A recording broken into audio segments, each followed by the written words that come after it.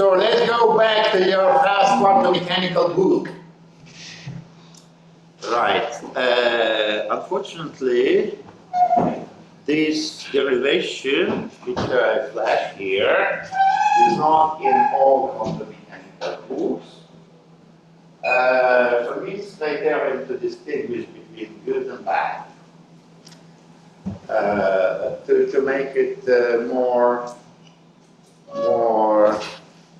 precise, many people looking at the derivation do not think that it was in your first quantum mechanical book. Open it again, right? This derivation used to be in all books because it's most important statement about quantum mechanics and Schrödinger equation. It shows that probability is conserved. Or, in more exact terms, the probability which we associate with the square of wave function is the probability which conserves. All right? Let me remind how this goes. We have Schrödinger equation and wave function which are based on Schrödinger equation. And we want to find an expression for the current of probability. Okay, one could wonder how to derive it, but let's just try this expression. And let us compute the divergence of this current.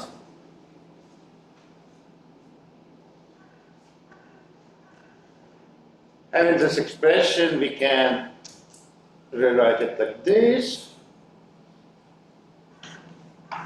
and substitute Laplacian from Schrödinger equation.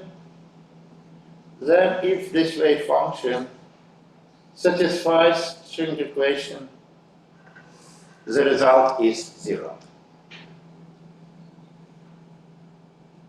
So, what we have done, we took two wave functions, psi conjugated and psi, and have derived a conservation law. All right, honestly, it has to be on page 10 of your first quantum book. Usually, the author of the book gives us derivation and quickly forgets about this. There are many interesting things to talk about, but this derivation is really one of the most fundamental derivations concerning Schrödinger equation. Good. Let me quickly generalize it. And what I do, here we have two wave functions. But psi conjugated equals psi. Let me try to do the same for two different solutions of Schrödinger equation at the same energy. So that's the current which I want to introduce. And I could run the same machinery to show that conservation law holds. It's exact if two energies here and here are the same. And it's kind of weak conservation law, like spin conservation law if this energy difference is small. Okay, so we have a tool to make conservation laws from any two solutions of string equation. And it's up to us how to implement this tool. Let us talk about an example which we already know about spin current. So we have two-component wave function. And let's make a current which encompasses these two components. It's made in the same way, but this alpha, beta corresponds to the index of wave functions. We run it through this machinery, and we eventually prove, in the absence of spin-orbit interaction, that there is spin conservation. Here I have density matrix and spin indices, which encompasses, you might still remember this, density of electrons and spin accumulation. And this is associated with divergence of spin current. So we derive spin current with this method. One could say, so what? Spin current, spin is in principle classical quantities. Three directions of spin, we have three extra conservation laws. That would be, this reason would be good for spin 1/2, but if we consider imaginable particles with spin 3/2, I don't remember exact numbers, but it's not important. Still, we have three components of spin as classical quantities. But we will have 27 separate conservation laws. Just because we will deal with 3x3 matrix. Right. Let us see. Another example of magic mirrors is an example of Andreev's reflection. I don't want to talk about electrons and holes, so let's just talk about red wave and blue wave, which are combined together to a single wave function.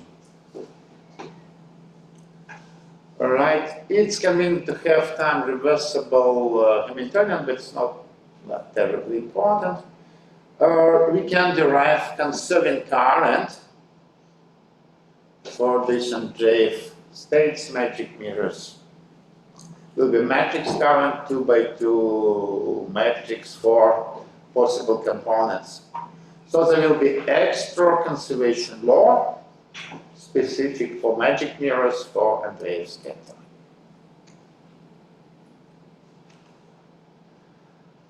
All right. And now I will start with this template of quantum circuit theory. Some elements of these templates I don't have time to prove, just bear with me. But the general structure should be kind of evident, straightforward for you. Perhaps you come to the stage of applying it. All right. So we want to extend theory of Kirchhoff when we have currents and voltages. We just learned that in quantum mechanics we can make matrix currents. So the current now has to be matrix. Correspondingly, voltage has to be matrix as well, because there must be some current voltage relation. Right. So there must be matrix voltage, and that will be a property of a lead, a property of reservoir, as usual voltage is. It's a matrix. Some properties of this matrix is that this is traceless matrix, and it's interesting. The square of this matrix is 1. So all eigenvalues of this matrix is a plus minus 1, but the matrix still has structure. Right. So here I gave the examples of quantum matrices for different situations. First example, suppose we want just to check Landauer formula. That in this language of quantum circuit that is not necessary but should be done to prove that quantum circuit theory is consistent. Then, all right, that's the expression for this matrix. It contains field vector. At each energy, it's a matrix which depends on energy, and right, at each energy we find field vector in one lead or another lead. Right. Suppose we want to do it with spin. In that case, we make it a block. Each block would have 2 indices for 2 spin directions, and I will replace field vector with density matrix for space. Right. Now I want to do quantum statistics, quantum statistics of the current. Yeah, full quantum derivation by Levita is complex. I can do it in this simple language if I just slightly modify the quantum voltage. I will also bring here counting field, the parameter of generating function of statistical distribution of charge transfers.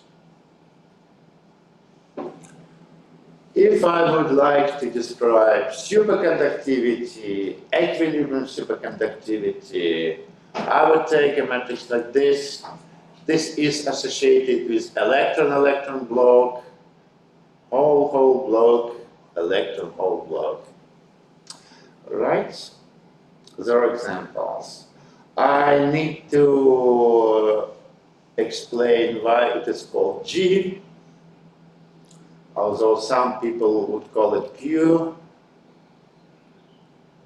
Have you heard about Qs already from Ostrowski? Okay, then that becomes will come. G comes from green. Eventually, all this machinery can be derived microscopically and with the help of Green's functions. So one can easily associate Green's this matrix voltages with Green's functions characterizing electrons in the lead. Those can be usual Kelder functions, can be functions in extended Kelder scheme describing full quantum statistics, can be Green's functions describing superconductivity, spin, you name it. So there can be a variety of choices of these matrices with functions, but all these choices can be operated in similar way. Right, that's first element. quantum currents and quantum voltages introduced. Then there's an important element. It's what Kirchhoff would say current voltage relation. I want to show you the relation between matrix current and matrix voltages on two sides of a connector. And connector is just general nanostructure, general Landauer scatter, which is characterized, as you remember, by a set of transmission eigenvalues. All right? That's the expression, and it's universal. That's fine. It doesn't. If you, for instance, assume that the connector is short, it doesn't change spin state, right? Then we can include spin index into these matrix voltages. So that relation is valid for any choice of matrix voltages.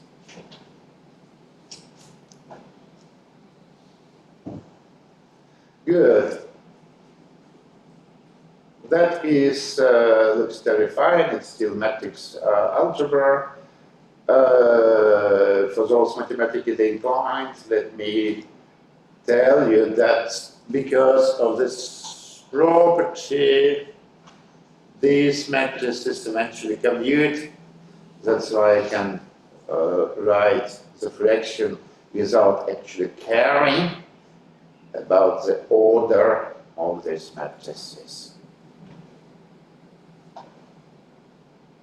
Okay, the message is that there's a very certain current voltage relation in this theory, which is completely determined by a set of transmission eigenvalues. Good. Now Kirchhoff. Now we bring Kirchhoff rules in. So, what is the usual framework? Suppose I want to explain something experimental. Somebody brings me design of the nanostructure. How to model it? Finite elements. I look at it, well, I figure out that perhaps it's a connector here, connector here, connector here. And what is in between could be a node, could have matrix voltage. So look, I model it with three connectors, some scatter in between, and two nodes. Matrix voltages in the leads are set, are fixed. I have to figure out what are matrix voltages in nodes. Then I could use current voltage relation to determine the currents, to determine everything what I want to know. How can I do this? Precisely in the way Gustav Kirchhoff told us. The sum of matrix currents in each node has to be zero. That provides me necessary equations to determine matrix voltages in these nodes in terms of properties of these connectors. That's how it works. It doesn't work always, as I have already hinted. This approach is quantum mechanical, but it should work when every gene has happened. It should work when Ohm's law, under conditions when Ohm's law works. What does it require? It requires sufficiently big number of channels There are four big conductance. Conductance big in comparison with quantum data. Under these assumptions, we can regard each node in our circuit as a reservoir, and we can ascribe matrix voltage to this reservoir.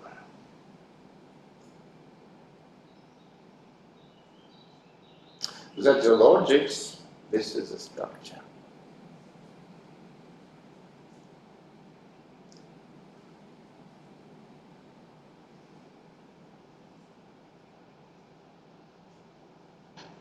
And now I think I'm going too fast. After all. So let me just give a single example. You can find much more in the book about quantum transport. They're just talking to people. Many people use this quantum circuit theory without knowing what they do. But let me just give a simplest example, which also stresses that it's really template theory. Let me make circuit theory of transmission distribution. So I have two contacts, each characterized by a transmission distribution. Or I could have 75, doesn't matter. I would like to connect them. There has to be sufficiently many number of channels. And I wanted to find transmission distribution of the whole set. Let's see what I do. I know that I need to have matrix voltage. It's a matrix which has zero trace and squares to unity. I take the simplest family of matrices of this kind which I could possibly imagine. Let's see what family it is. It's a simple structure. Zeros in diagonal blocks and conjugated phase factors in non-diagonal blocks. Trace is zero that we see, multiplied, that can be, that we can do without paper. The square of this matrix is 1. Right. Next step. Let us substitute this matrix into this equation.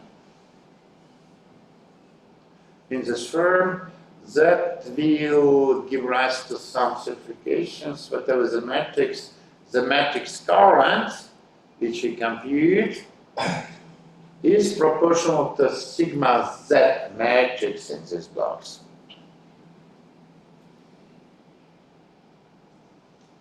All right. So the current will depend only on phase difference, on phase drop upon the connector. And if I know transmission coefficients, I can determine this current in terms of the drop. Let's call it current phase relation. You might recall current phase relation for Josephson junction. Get about this. The phase and plane is not physical phase of Josephson. It's just some auxiliary phase which I use to energize this mechanism. Let's see how can I do this. Right. I want to play back this relation. I would like to extract transmission coefficients from this function. If they're discrete, it seems simple, although involved. I need to look at the poles of this function. And each pole, position of each pole, will give me transmission coefficient. If I'm talking about transmission distribution, instead of poles, I would have a cut of this function in the space of complex phi. And this is playback formula.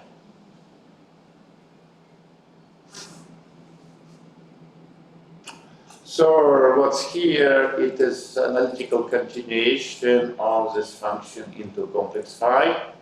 The coefficient here, funny enough, is a distribution function of diffusive conductor. I have shown it to you in first lecture. It doesn't matter. It matters that we have playback formula. If we make a compound connector and compute its I phi characteristics, we can determine transmission distribution. Right. For this we need the phase. Let me stress again, it's completely auxiliary quantity, it doesn't have any physical meaning. But it can be used to do something useful to make this prediction. Right. How to do quantity calculation? Suppose we have two elements with known transmission distributions. We combine these two. What is transmission distribution of the result?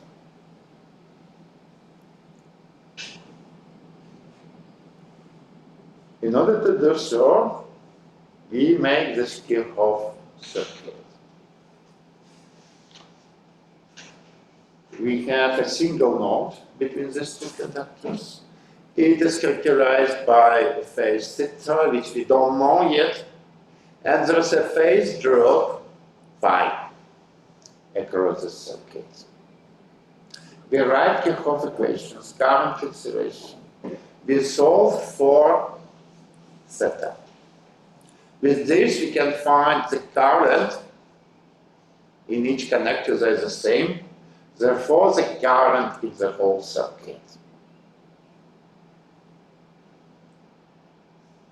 And after that, we can finally determine the distribution. Since I have time, but little time, let me don't go through solving the equations, but just to try to show how non-trivial the answers can be, and perhaps making a little exercise. So you don't have to use this technique, just to try to guess what would be transmission distribution. And let me start with tunnel junction. This is eventually a rather common symbol for two tunnel junctions. So we have two tunnel junctions in series, and if you look at transmission distribution of a single junction,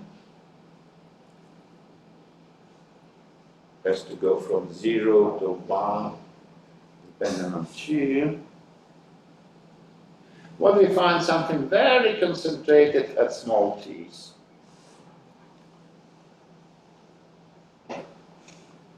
Now, will do the same plot.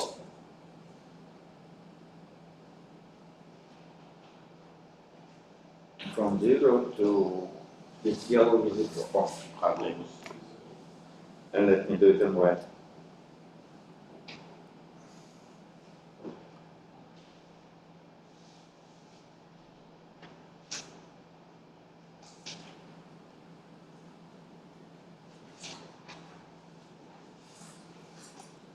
Two tunnel junctions in series, how transmission distribution would look like.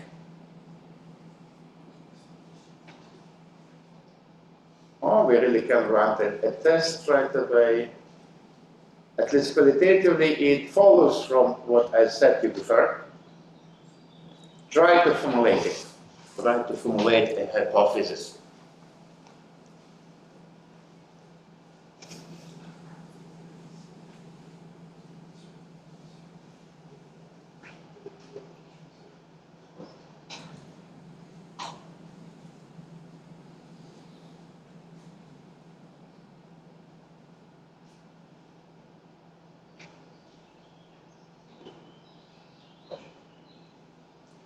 Something to set you into motion.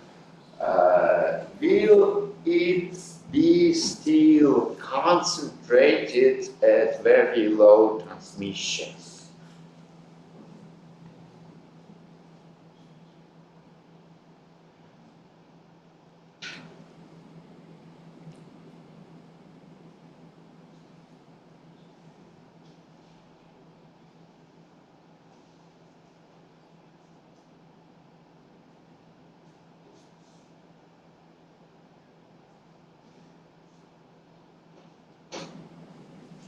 Will its approach ideal with transmission distributions and it will be concentrated at one?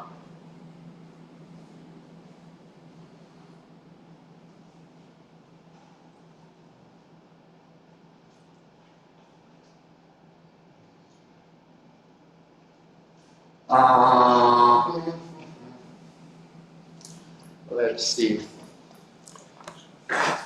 I want to switch to the previous lecture. It might be a bit non-trivial for me.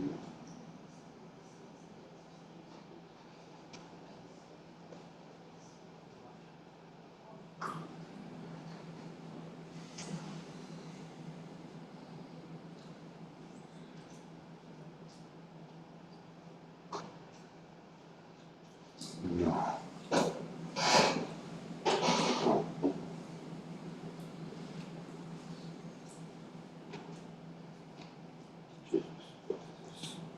Sorry.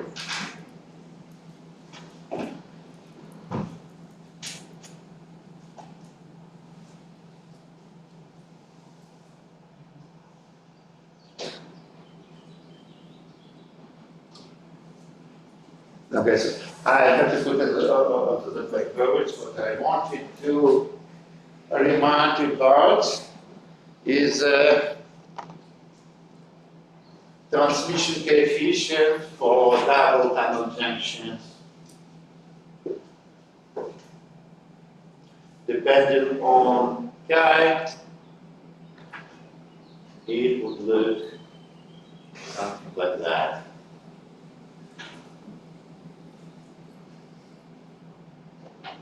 All right. Now please revert it to transmission. Something very strange for my transparencies. Anyway, I see most of them. Let me come here. So try to express it in terms of transmission distribution. So there are eigenvalues, just almost transparent. There are also plenty of eigenvalues here. So eventually it would look somehow like this.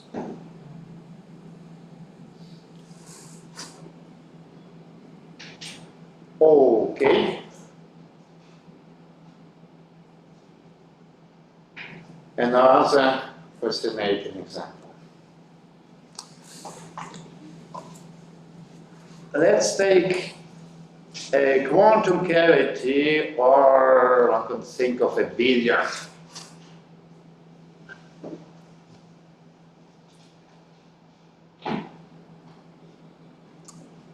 So what I draw here are two PPCs very wide with many modes.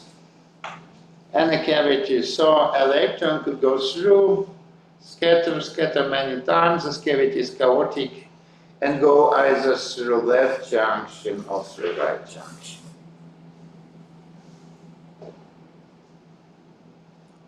What would classical scientists say about this transmission distribution?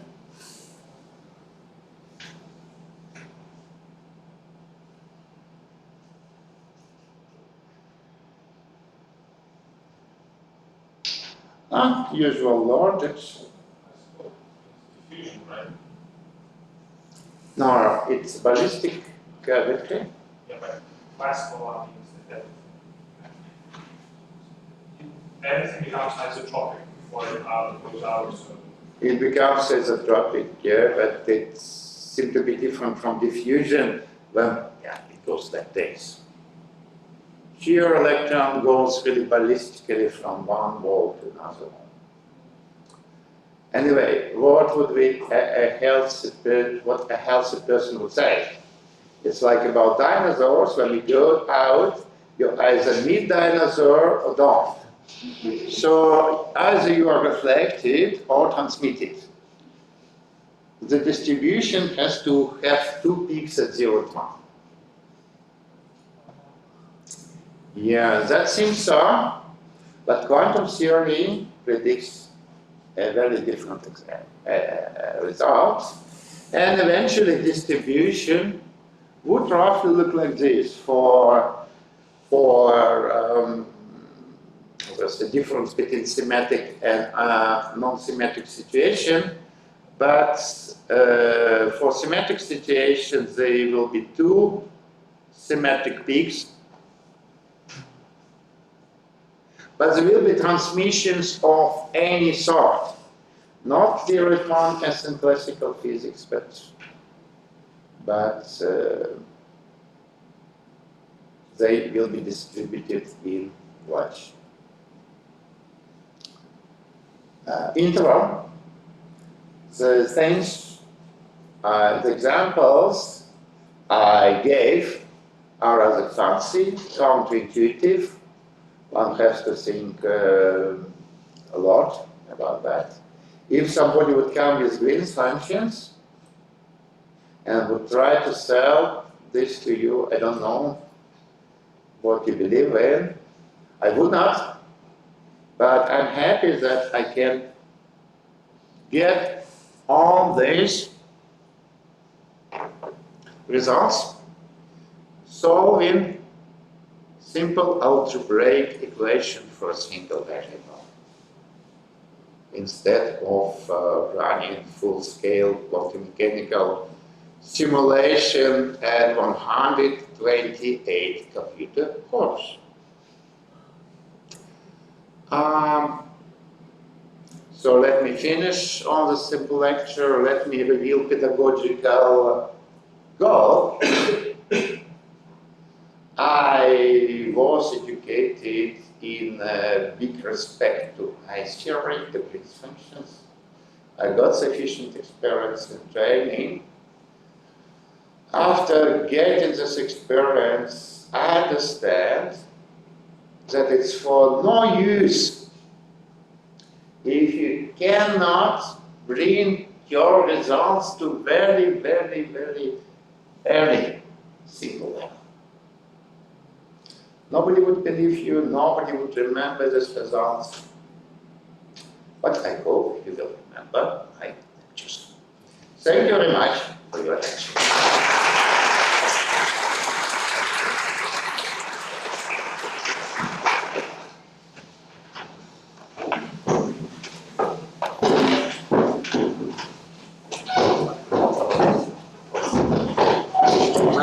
Just